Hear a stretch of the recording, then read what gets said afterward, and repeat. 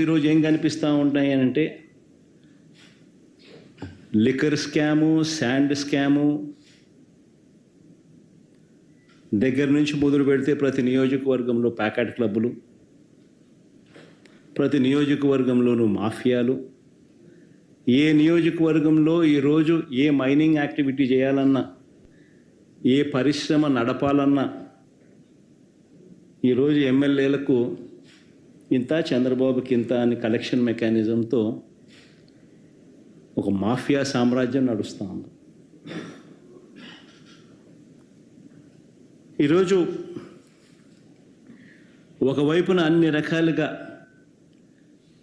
రాష్ట్రం వెనకడుగులు వేస్తూ ఉంటే, తిరోగమనంలో రాష్ట్రం ఉంటే, మరోవైపున మనం తీసుకొచ్చిన సంస్కరణలు ఈరోజు కళ్ళ ఎదుటే నీరు గారిపోతూ ఉన్న పరిస్థితులు ఈరోజు కనిపిస్తూ ఉన్నాయి.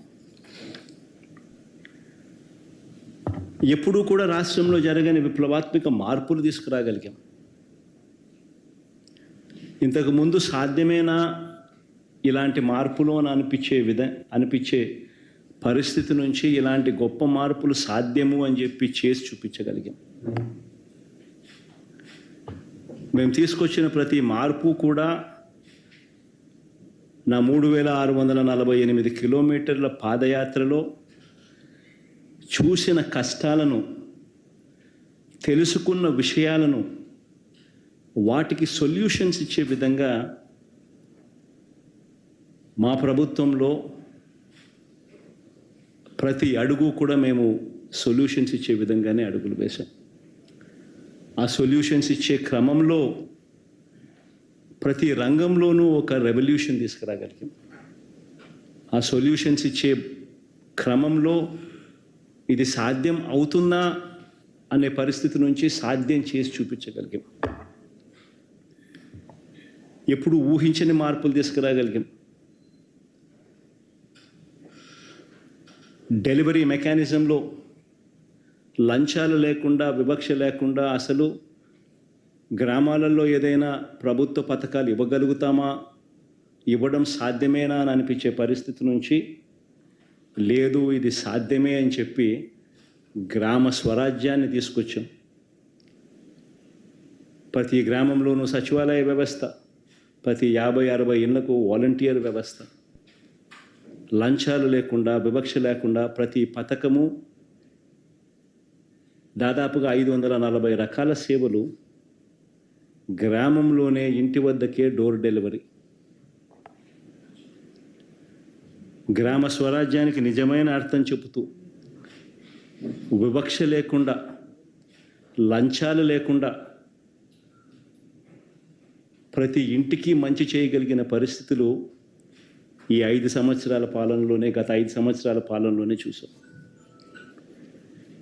ఎప్పుడు ఊహించల బడ్జెట్లో ఈ మాదిరిగా పెట్టగలుగుతారు, ఈ మాదిరిగా బడ్జెట్లో ఈ మాదిరిగా క్యాలెండర్ ఇచ్చి మరి ఏ పథకం ఎప్పుడు అమలు చేస్తామో చెప్పి ఇచ్చిన ప్రభుత్వం దేశ చరిత్రలో బహుశా ఏది ఉండిండదు, ఒక వైఎస్ఆర్సీపీ ప్రభుత్వంలో మాత్రమే జరిగింది. లంచాలు లేకుండా, వివక్ష లేకుండా ఏకంగా 2,73,000 కోట్ల రూపాయలు లంచాలు లేకుండా, వివక్ష లేకుండా ప్రతి ఇంటికి అందించగలిగిన పాలన నుంచి ఈరోజు మళ్ళీ జన్మభూమి కమిటీలు, మళ్ళీ తెలుగుదేశం పార్టీ నాయకుల చుట్టూ తిరగడాలు, ఉన్నవన్నీ కట్టింగులు, అసలు ఏ స్కీములు లేని పరిస్థితులు. ఇది చంద్రబాబు నాయుడు గారి ప్రభుత్వంలో ఈరోజు కనిపిస్తూ ఉన్న పరిస్థితులు.